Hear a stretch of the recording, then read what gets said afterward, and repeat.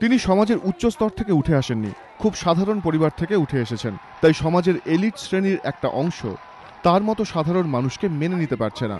মঙ্গলবার তৃণমূল ছাত্র পরিষদের প্রতিষ্ঠা দিবসের মঞ্চ থেকে এই অভিযোগ করলেন মুখ্যমন্ত্রী। এদিন মেয়ো রোডে দলের ছাত্র সংগঠনের সমাবেশে মমতা বন্দ্যোপাধ্যায় বলেন, কুৎসা অপপ্রচার চললেও লক্ষ্যে অবিচল থাকলে সব বাধা জয় করা যায়।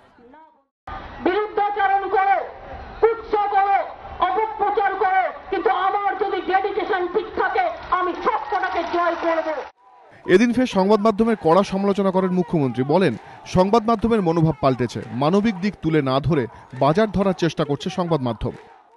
কাগজপত্র পাল্টেছে, চ্যানেলগুলোর অ্যাটিটিউড পাল্টেছে, এখন কমার্শিয়াল হয়ে গেছে অনেকেই।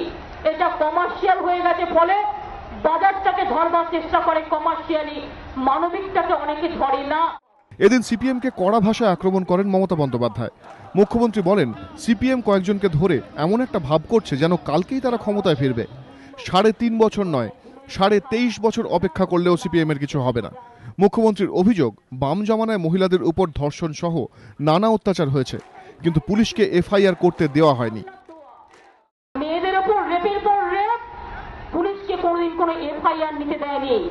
কেশপুর বলুন, গড়বেতা বলুন, চমকাইতলা বলুন, বৈতল বলুন, কোতলপুর বলুন, আমি নিজে গ্রামের পর গ্রাম ঘুরে দেখে এসেছি বাংলার গ্রামে গঞ্জে কি হাল।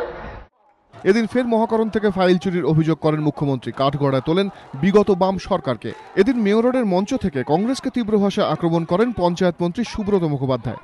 তিনি বলেন, কংগ্রেস সিপিএম এর সাব কমিটি হয়ে গিয়েছে, এদের সম্পর্কে সাবধান থাকতে হবে। আশাবুল হোসেন, এবিপি আনন্দ, কলকাতা।